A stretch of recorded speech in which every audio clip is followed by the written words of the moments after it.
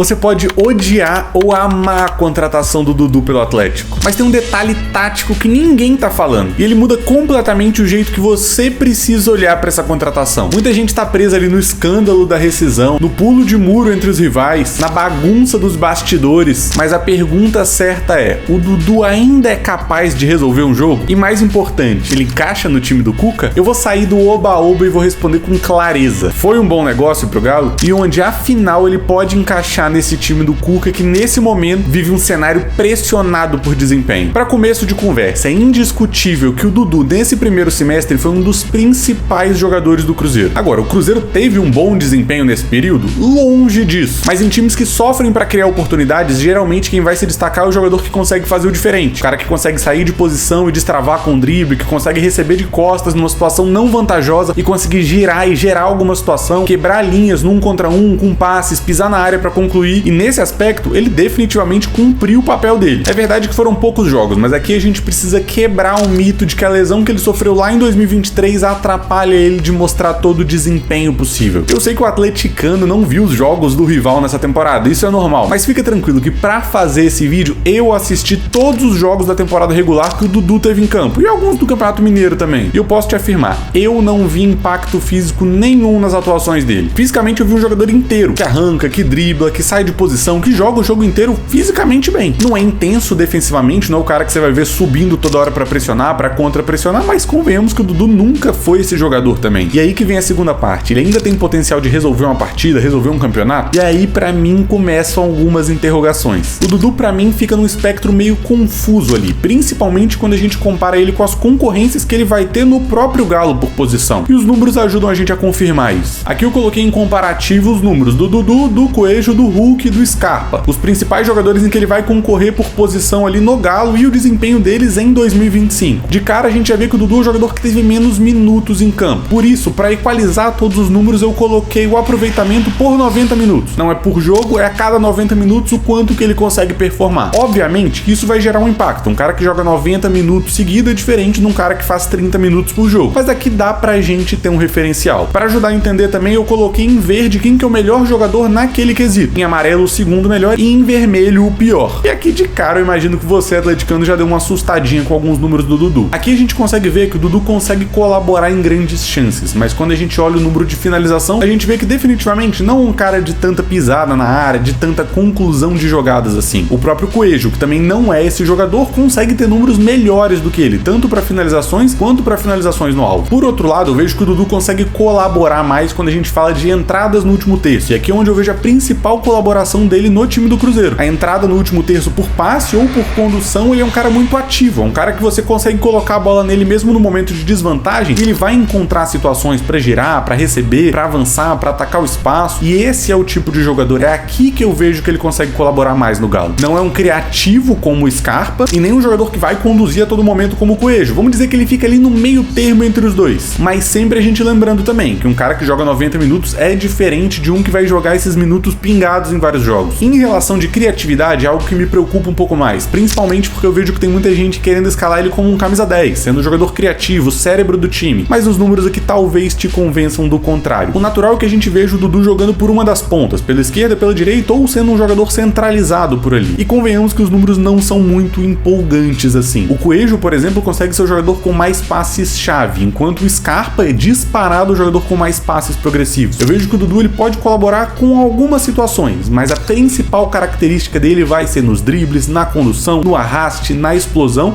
e nesse ponto eu posso te dizer que o físico dele, ou um suposto problema de lesão, não impacta no que você pode esperar. Onde os números são mais animadores são, por exemplo, quando a gente olha para os dribles. Não há um driblador tão pronto quanto o Coelho, mas ao mesmo tempo consegue ganhar de lavada aqui do Gustavo Scarpa. Ou seja, vai entregar essas características de um ponta mais tradicional, mas talvez mais maduro, que consiga ser um jogador mais completo, e não só o cara do 1 contra 1. Aqui eu também não quero criar um cenário terrível e desanimador. Eu quero que você, atleticano, coloque os pés no chão. Eu não acho que o Dudu vai ser o primeiro jogador em nenhum dos quesitos. Não vai ser o melhor driblador, o melhor construtor, o melhor finalizador, mas talvez seja um jogador que consiga entregar equilíbrio além, obviamente, de toda a bagagem de carreira somada. A gente tá falando de um dos jogadores mais vitoriosos dos anos 2000 no futebol brasileiro. Pelo Palmeiras conquistou Campeonato Brasileiro, Copa do Brasil, Libertadores, coisa que talvez bata de frente ali só com o Everton Ribeiro. E por essa bagagem, ninguém tem dúvida que ele é um jogador diferente. Um cara capaz de entregar entregar drible, arrancada, finalização, construir jogada, destravar o jogo e eventualmente até encontrar o último passe. Aqui inclusive eu separei alguns lances do Dudu nessa temporada que vão ajudar a gente a entender o que ele tem entregado pelo Cruzeiro. Um jogador que muitas vezes vai guardar a posição na beirada, como a gente vê aqui, sendo efetivamente um ponta, e vai encontrar mais esse tipo de passe, que nem sempre vai ser o último passe para conclusão, pode ser o penúltimo, que nem sempre vai ser contabilizado nos números. Aqui solta um passe na profundidade para o Gabigol concluir e não se torna um gol, não se torna uma assistência, mas uma boa participação na jogada em si. Mais uma vez, contra o Mushoku Runa foi um jogador que desequilibrou no momento que o Cruzeiro vinha extremamente em baixa na partida. E é nesse ponto que eu vejo que ele pode colaborar. É um jogador que entrega de certa forma constância, que consegue entregar esse 1 contra 1, drible, explosão e dentro da área passar por 2 e sofrer o pênalti que vai permitir ao Cruzeiro empatar o jogo naquela altura. Contra o Mirassol, aqui um outro tipo de participação, ele sendo como um ponta mais interior, não aquele cara que vai a todo momento guardar a posição na beirada do campo, sendo um extremo de 1 contra 1, um jogador como a gente já viu no Atlético em outros momentos, como o Keno de 2020, por exemplo, ou o Gustavo Scarpa de 2024. É um cara que vai ter mais liberdade para sair da ponta para vir pisar na área, e aqui contra o Mirassol é ele que vai abrir o placar. E esse lance aqui contra o Bragantino é bem interessante porque é esse tipo de função que eu vejo ele executando no Atlético. É um ponta que sai de fora, que abre o corredor pro lateral ultrapassar, e aqui a gente pode imaginar o Arana fazendo esse papel, o Caio Paulista, o Rubens, que são jogadores que têm mais esse perfil de ultrapassar por fora, para ele vir se associar por dentro. Coisa que o próprio Cuca usou muito em 2021, por exemplo, com o Savarino, com o Zaratio e o próprio Keno, que antes era um extremo de beirada e passou a gerar mais situações por dentro. Aqui ele inclusive mostra um pouco do tipo de criatividade que ele pode ter. Não o cara que vai se associar por dentro e encontrar o passe mágico, mas que muitas vezes vai procurar esse passe na profundidade, criando algumas oportunidades, com um ângulo não tão aberto para finalização, mas que ajuda o time certamente a progredir no campo. Vejo claramente ele podendo encontrar esse tipo de passe, por exemplo, pro Rony, que tem muito esse hábito de atacar a profundidade. Aqui contra o América, com boa capacidade inclusive de arrastar, muita explosão para vir puxando o contra-ataque e que vai soltar o passe final, boa visão de jogo, boa execução, tecnicamente é um jogador que não traz muitas dúvidas, e aqui pro Caio Jorge com a grande chance de acabar não marcando. Mais uma boa oportunidade que não é concluída em gol. E esse outro lance é interessante, por mais que o Dudu não seja o cara mais intenso do mundo, que vai vir colaborar tanto em pressão alta, eu acredito que ele não é nem o Rony, que é um dos jogadores mais ativos nesse aspecto, nem o Hulk, que colabora muito pouco defensivamente. Vamos colocar ele no meio termo ali, talvez como um Gustavo Scarpa, que sabe ocupar bem o espaço e que em alguns momentos pontuais pode subir para pressionar. Nesse jogo contra o América, uma decisão inclusive recupera uma bola importante já no campo de ataque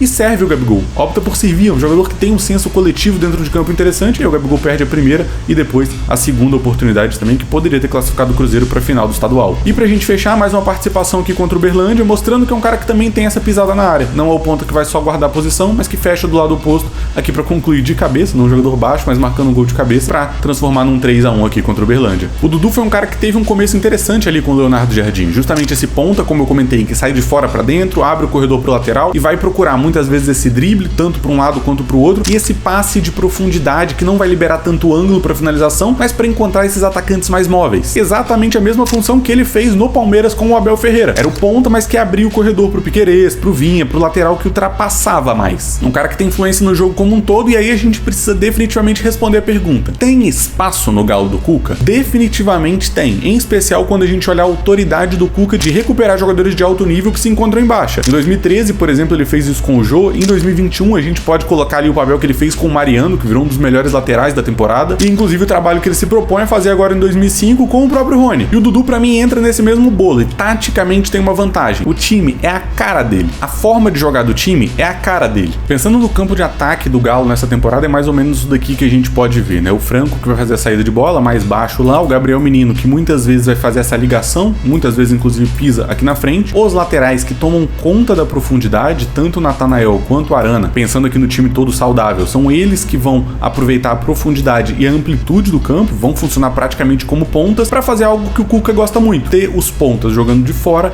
para dentro, para todos virem se aglomerar por aqui. Ou seja, nessa formação ofensiva, que muitas vezes vai parecer um 3-1, 5-1 ou alguma coisa do tipo, eu vejo que o Dudu ele pode encaixar aqui principalmente na do Coelho, essa aqui talvez seja a opção mais óbvia, como um ponta que é quase que um falso ponta, né, que sai de fora para dentro para vir concluir as jogadas, criar aqui por dentro num espaço mais curto, ou pode eventualmente jogar pelo outro lado, numa possível ausência do Scar, pra vir aqui. Agora, fica a dúvida, o Dudu pode ser o camisa 10 desse time? Jogar aqui centralizado? Pode. Eu vejo que a diferença de posição aqui entre os pontas ou o camisa 10, né, que joga por trás do centroavante, é quase que nula. Jogadores que vão ter funções muito parecidas, tanto de criar jogadas e encontrar um passe na profundidade, quanto de atacar a profundidade, ou mesmo de procurar dribles mais pelo lado do campo. O Galo hoje não joga com um 10 cerebral, e aqui a gente tem que entender a diferença de posição e função. Quanto à posição, é o espaço que ele vai ocupar no campo. Jogar pelo corredor central é o natural que a gente vai ver do Dudu. Agora, a função de ser o criador, isso daí, atleticano, eu não criaria essa expectativa.